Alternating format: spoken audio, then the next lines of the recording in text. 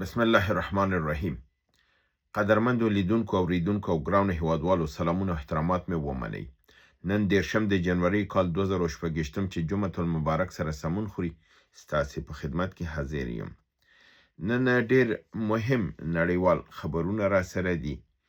چې دا ټول په موږ او تاسې په سیمه په دې اغیزه لري او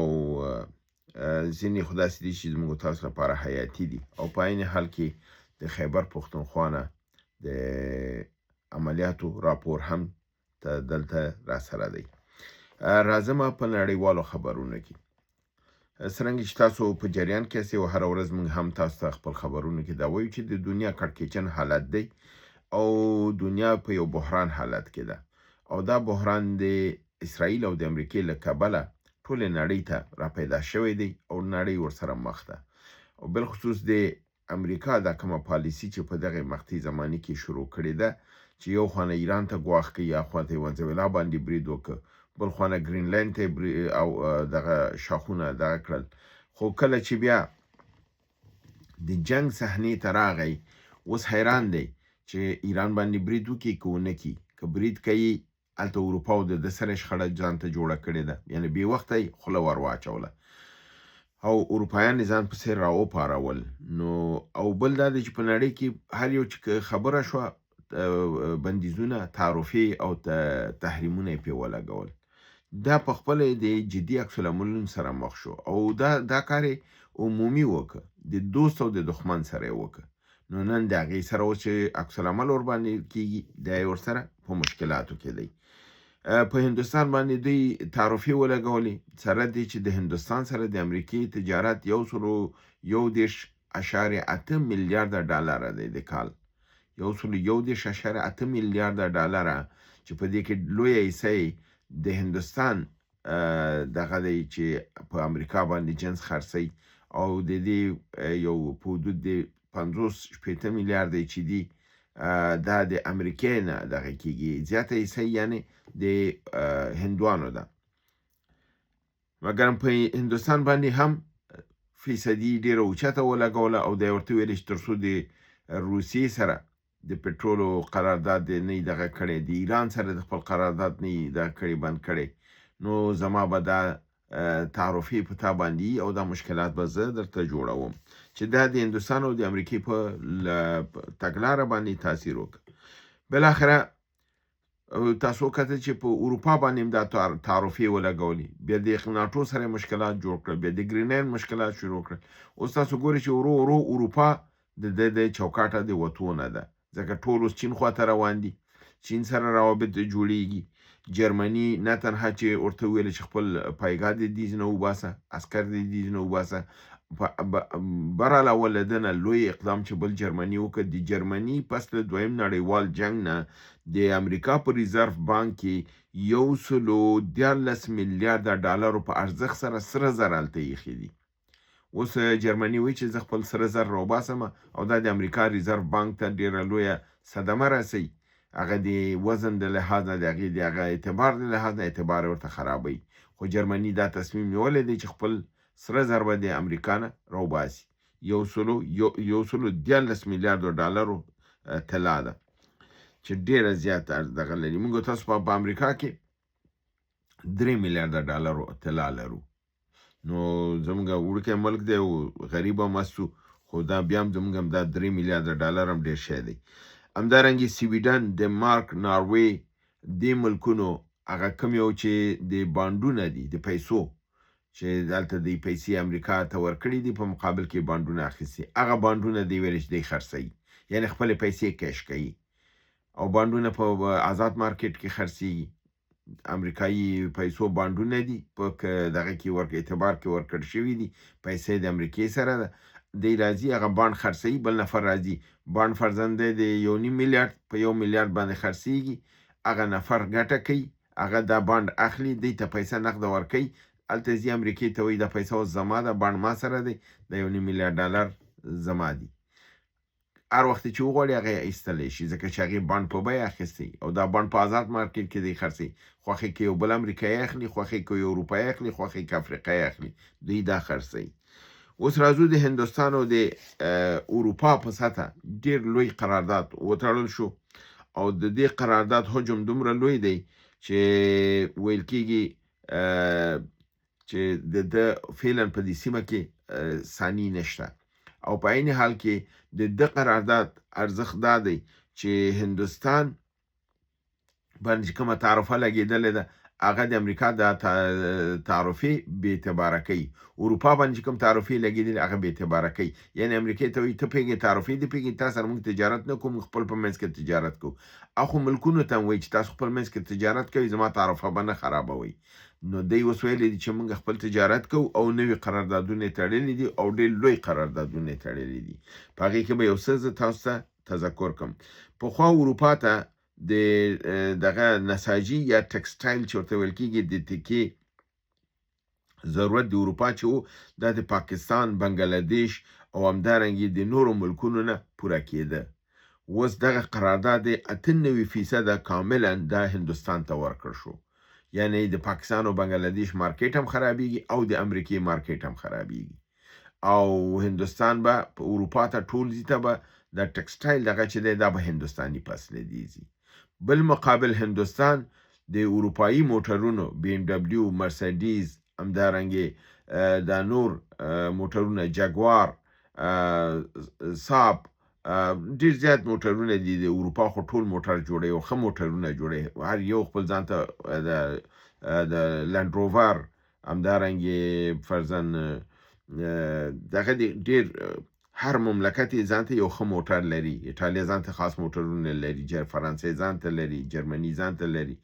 نو د دغه موټرونو باندې ډېر اوچته ټکس په هندوستان کې چې حتی چا دا موټرونه اخیستی نه شول لپاره دی چې هندوستان خپل موټرونه دننه خرڅ شي خپل ملک کې دا کار یې کوه نو اوس هغه تعرفې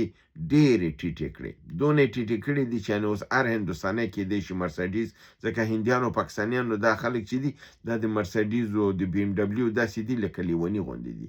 نو دی اوس په هر یو به ځان ته مرسډیز دا راغواړي دی دا مارکیټ ورته خلاص که بالمقابل همدارنګې د دوی ترمنځ د نورو قراردادونه د اسلحې په متعلق شوي دي د تیارو په متعلق شوي دي دغه د فرانسې نه به د دغې رافایل تیارې به اخلي او کافي زیاتې دغه کړي دي چې دا ویل شوي و چې دا تیارې ناکامي شوي دي دی نه اخلي دی ویل چې نه هغه ناکامي دی بابت نه دی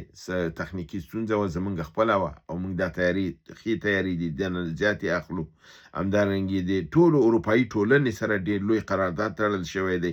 او دا د امریکې چورت بیا خراب کړی دی چې دلته خو اروپا هم اروپایي د لاسه لاړه هم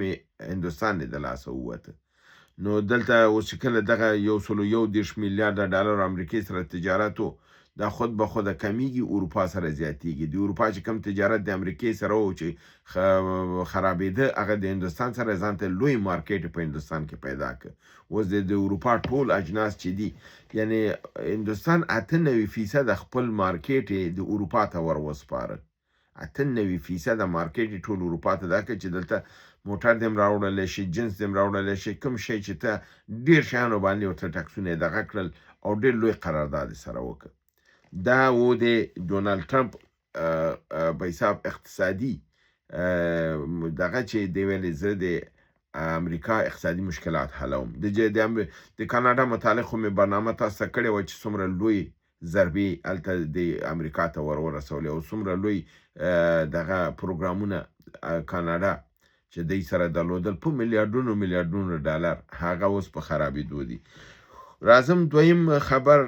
دا هم ډېر مهم خبر دی دا داسې دی لکه د هندو د کور نه چې اذان واوري یعنی محمد بن سلمان چې دی دا د امریکې پاپټ دی او تاسو ته معلومه ده دا د اسرائیل ته ډېر نږدې دی اسلامي عقاید هم ډېر ضعیفه دي او دا د اوس هم تاسو وکړئ چې روژې میاشت کې ویل چې حرمین شریفین کې به تراویح د 10 رکعاتو نه به زیاتې نه کېږي د دې آخري فرمان دی چې اوس یې صادر کړی روژې لپاره دا کړی خو نن دا خبرې چې کړي دي دا داسې ښکاري لکه د هندو د کور نه چې د اذان اواز راشي نو دا کړي دي دی ویلي دي چې که امریکا په سیمه کې او په نړۍ کې صلح او امنیت غواړي نو امریکا او قدرتمن ملکونه داسې ویلي. قدرتمن ملکونه یعنی همدا امریکا، اسرائیل او اروپایي ملکونه دي. بیا بیرته یې ویلي چې بالخصوص امریکا او ډونالډ ټرمپ باید جدا خپل خارجه پالیسۍ باندې دوباره نظر واچوي او دې کې تجدید د نظر وکړي. د نورو پټرولو د نورو ذخایرو د سترګې نه نیسي، د نورو منابعو د نیولو خوبونه دې نه ګوري او همدارنګه د نور ملکونو د کنټرولولو لکه د ونزویلا، ګرینلند یا د ایران څه د فشار د لارې نه او څه د په حساب د حملې نظامی د لارې نه. دا باید ونه شي. د اسلامي نړۍ رهبران ګرفتاره کیږي، نیول کیږي او په حساب وژل کیږي. دا باید جدا دا کار باید بند کړلی شي. بیا همدارنګه وایي چې که امریکا غواړي چې د ډالر قوي شي نو او په نړۍ کې مستحکم حالت کې اوسي، نو دی باید د نړۍ سره د همکارۍ د لارې نه مخکې لاړ شي، نه د زور او د جبر او د کنټرول د لارې نه. ځکه دی ویلي چې دا کنټرول او دا چې دی دا د دې ته په عوض د دې چې ګټه ورسي ضرر کوي، نو دا عمل د اجالتا دفعتا باید دا متوقف کی او ویدري. همدارنګه محمد بن سلمان ویل چې د مادورو او خزې باید دفعتا په ډیر حفاظت سره خوشی کړلی شي او د خپل ژوند اجازه ورکړي شي، ځکه دغه گرفتاری خلاف د قانون ده او دا کوم جرم چې دی وی دا صحیح نه دی. همدارنګه ویل چې د فشار د لارې نه په ناتو، کانادا، برطانیې او د برکس په ممالکو باندې د کار اخیستلو په عوض ولې د مذاکراتو او د تفاهم نه کار نه اخیستل کیږي. دی ویلي چې په 2016 کې په نړۍ کې ټول ممالک چې دي قدرتمن او توانمند دي او دا دغه لري او دا یو اشتباه ده که دا فکر څوک وکړي چې امریکا او اسرائیل پیشرفته اسلحه لري او دوی چې څه غواړي هغه کولی شي. دی ویلي چې په بریکس کې ډیر ممالک به همدارنګه چین، پاکستان، ایران او کوریای شمالي هم دغه تواناییګانې چې امریکا او اسرائیل لري دا ملکونه هم لري او دا که دی دا د جنگ لپاره ځان ته نه دي کړي بلکې د خپل د دفاع لپاره ځان ته کړي دي او دا د جنگ نه دی بلکې د دفاع لپاره دي او دا په حساب د امنیت د ساتلو لپاره دي او د دې ملکونو په مقابل کې دا عمل چې د امریکا او د اسرائیل دی دا یو نادرسته دی. دا په سیمه کې بې ثباتي راولي او د نړۍ مشکلات زیاتوي. دا کېدلی شي په مذاکراتو او په تفاهم سره حل شي، نه د زور او د فشار د لارې نه. دا خبره دوی دا کړې ده. په عین حال کې همدغه د سعودي متعلق د پاکستان یو دفاعي تجزیه نګاره ده چې ډکټورا لري په دفاعي دا کې او د پانتون استاد هم ده، ډاکټر عایشه صدیقی چې دا په دفاعي د چارو کې ډکټورا لري او د پاکستان د اردو باندې کتاب هم لیکلی دی او ټول تحلیل او تجزیه هم ورته کړې ده. دی وایي چې د پاکستان حالت چې دی دا یعنی په ښه حالت کې نه دی او وایي چې د عربستان سعودي سره چې کومه معاهده د امنیتي شوې ده فکر کوي چې دا معاهده عملا ختمه شوې ده، ولو که دی اعلان نه دی کړی خو دا معاهده ختمه شوې ده او محمد بن سلمان دې ته کوم ارزش قایل نه دی. خو دا خبر ورسره کوي چې محمد بن سلمان بعضې خفګانونه لري چې هغې په زړه کې اچولي دي او د ده بدل د پاکستان نه غواړي واخلي. بیا هغې ته اشاره یې کړې ده لکه د عمران خان کله صدر اعظم و نو عربستان سعودي غوښته چې عربستان، پاکستان، ترکیه او مالیزیا دوی سره د اسلامي نړۍ یو لوی اتحاد سره جوړ کړي او یو تلویزیون چینل جوړ کړي د اسلامي تبلیغاتو لپاره او حقایق د اسلامي نړۍ منعکس کړي او دا څلور قدرته به سره یو ځای. اما تاسو که یاد چې بیا عمران خان مالیزیا ته کنفرانس ته لاړ نه او هغې د علت دا و چې امریکا ورباندې فشار واچوي چې ته به نه ځې، پاکستان ته ویلې ته به نه ځې. هغه چې لاړ نه ترکیه هم لاړ نه دغه اتحاد چې و جوړ نه شو او دا محمد بن سلمان پر زړه باندې راخیستې ده او همدارنګې ځینې د عمران خان نور کارونه و چې فرضاً په تیاری ورته ورکړی و ورپسې خبرې کړې وي. بل دا و چې د یمن په جنګ کې پاکستان ګډون ونه کړ، په پوځ ونه لګي. داسې ډېر مسایل دي چې هغه وایي په زړه کې اچولي دي او دا به د دې بدل به اخلي د پاکستان نه په یو رقم نه په یو رقم، خو دا به چې څه رقم دا کېږي دا وایي چې لا د دی په واضح توګه نشي ویلی. بل خبر دا دی چې تاسو واورېده چې خلیلزاد افغانستان ته راغلی او د ډیورن په کرښه باندې خبرې وکړلې او دی ویل چې دا ډیورن کرښه چې ده دا موقتي کرښه ده، دا په رسمیت دغه نه لري، دا د افغانستان د خلکو ځمکه ده تر اټکه پورې او دا باید افغانستان ته ورکړل شي. همدې رنګې بل خبر راغلی دی چې ملا برادر او زلمی خلیلزاد بدخشان ته تللی دي او د واخان او د ډیورن د کرښې دې غاړه دغه د سیمو نه لیدل کړي دي. په بدخشان کې د واخان، زیباک او کران و منجان د سرحداتو نه او همدارنګې د تاجکستان د 440 کیلومتره سرحد نه لیدنه کړې ده. د جموں اند کشمیر کې 102 کیلومتره سرحد نه لیدنه کړې ده. همدارنګې د پاکستان 246 کیلومتره سرحد دی هلته په واخان کې هغه هم لیدلی دی او د چین سره 96 کیلومتره سرحد چې دی هغې لیدنه هم کړې ده. او همدارنګې د دې سیمې سروې اخیستې ده او بیا دا دغه کړي دي چې دا د افغانستان خاوره ده او نو دا په خپله دا حرکت یو ډیر مهم حرکت ښکاري. په عین حال کې د اروپایي ټولنې د پارلمان معاون ریچارډ چانسکي دا خبره کړې ده چې تاریخي اشتباه باید بیرته اصلاح کړلی شي. د پښتنو سره ډیر ظلم شوی دی او پښتنو د ترهګرۍ په نامه باندې ډیر لوی قیمت ادا کړی دی او دا په باندې یو تپل شوی دغه د ده لپاره چې خپل تاریخي اشتباه اصلاح باید کړو. نو د تروریزم د هغې په عوض باید دا سیمه کې مثبت کارونه وشي او هغه دا دی چې دغه بلوچستان او خیبر پښتونخوا چې د افغانستان خاوره ده دا باید بیرته رسما افغانستان ته وسپارل شي او دې سیمه کې کار وشي چې دا سیمه په حساب یو علمي فرهنګي سیمه شي او د غربت نه ووځي، ځکه چې پاکستان دا سیمې په وروسته ساتلې دي او دلته پانګونه یې نه ده کړې، د دوی سره استعماري او استثماري کار نه د روي نه کار اخیستی دی. نو دی دا دغه کړی دی چې پاکستان قصداً دا سیمې وروسته پرېږدي او دې باندې د ترهګرۍ تهمت وي. دغه زموږ یو تاریخي اشتباه وه چې موږ دا خاوره پاکستان ته دا کړې وه. دا اشتباه باید بیرته اصلاح شي او دا خاوره باید بیرته پاکستان ته د پاکستان نه واخیستل شي او افغانستان ته وسپارل شي. تو دې مرحله کې چې هلته په پاکستان کې داسې یو حالت روان دی چې د یو ورځ تر بله مجاهدین قوي کیږي او سیمې خپل ازادۍ او په پوځ باندې برید کې دې غاړه دا پیشنهاد هم د اروپایي ټولنې نه دا اواز اوچتېدل او هم د امریکا د یو خاص استازي چې هغه اوس هم که رسمي نه دی اما د استخباراتي توګه د اسټابلیشمنټ د امریکا استازی دی، هغه دا خبره چې کوي حتما د کاسې لاندې کاسه ده او یو څه روان دي چې دا مثبت دي او د افغانستان په خیر دي انشاءالله. او تاسو ته معلومه ده زما دریځ چې زه همیش دا وایم چې په دې جنګ کې به انشاءالله افغانستان پیاوړی کیږي، ضعیفه کیږي به نه. اوس راځم د جهادي خبرونو ته. د 29 جنوري راپورونه دي. ولایت لکي مروت ولسوالۍ نورنګ علاقه نورنګ بازار مجاهدینو په د پولیس په پناهګاه باندې چاپه وهلې ده او هغې ته اور ورته کړی دی او 1 میل کلشینکوف یې غنیمت اخیستی دی. 29 جنوري ولایت ټانک ولسوالۍ ټانک خاص علاقه تاتورو د مجاهدینو او فوز ترمنځ ډیره سخته جګړه شوې ده. د مجاهدینو فوز محاصره کړی دی، تلفات یې ورته اړولي دي او حکومت د هلیکوپټرو په ذریعه باندې خپل مړي او ټپیان د هغې ځای نه اوچت کړي دي. په 29 جنوري ولایت ټانک ولسوالۍ ټانک خاص د اف سی په قلعه باندې د ماټر توپ په ذریعه برید شوی دی. 2 اف سی عسکر وژل شوي دي او یو تعداد نور ټپیان دي. همدغه ولایت ټانک ولسوالۍ ټانک خاص کې په قلعه زام باندې سنایپري برید شوی دی، یو عسکر وژل شوی دی او نور ټپیان دي.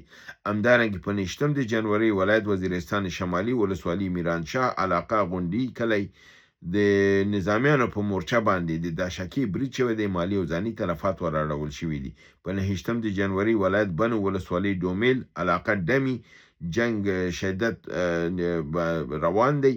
او دغه وخت چې پورې دا خبر ما اخیسته ویلو چې جنگ لا پای ته نه دی رسېدلی، مجاهدینو عکس العمل ښودلی دی او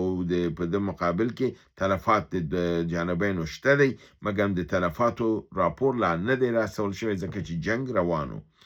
ولایت وزیرستان جنوبي ولسوالۍ مکین د بازار په منطقه کې پولیس مصروف د نوي پوستې جوړولو چې مجاهدینو په باندې برید وکړ، یو تعداد وژلي دي، 3 زخمیان کړي دي. او یعنی د ټپیانو د مړو تعداد 3 دی او د ټپیانو تعداد معلوم نه دی او نور تښتېدلي دي. همدارنګه په 29 د جنوري دیره اسماعیل خان ولسوالۍ کلاچي مجاهدینو د اردو باندې سنایپري برید کړی دی چې یو امنیتي کامره ویجاړه کړلی شوې ده. دا د نن ورځې خبرونه. هیله ده چې تاسو خوښ شي او د ګټې وره مو ګرځي، ګټه ترېنه اوچته کړئ، یعنې معلومات ترېنه ترلاسه کړئ او زما برنامه سبسکرایب کړئ، لایک کړئ او دوستان سره یې شریکه کړئ. تر بل برنامې چې تاسو حضور ته حاضرېږم، تاسو په لوی پروردګار عالمیان سپارم. وما علینا الا البلاغ.